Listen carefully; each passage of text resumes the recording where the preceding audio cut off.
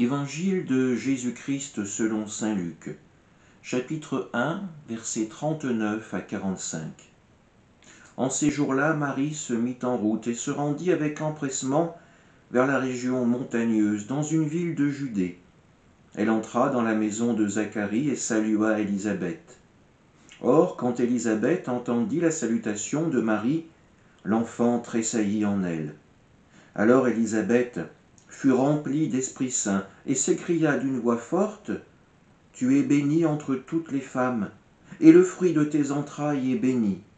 D'où m'est-il donné que la mère de mon Seigneur vienne jusqu'à moi ? Car lorsque tes paroles de salutation sont parvenues à mes oreilles, l'enfant a tressailli d'allégresse en moi. Heureuse celle qui a cru à l'accomplissement des paroles qui lui furent dites de la part du Seigneur. » Acclamons la parole de Dieu. Dans l'évangile qui nous est donné aujourd'hui, nous voyons le rapprochement entre les deux enfants à naître, par le biais de la rencontre de ces deux femmes enceintes, de ces deux futures mères.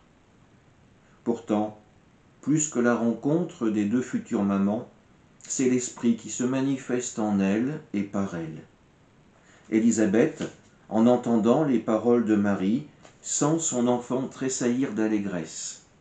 Oui, le futur Jean le Baptiste, sous l'action de l'Esprit Saint, voit arriver des jours nouveaux.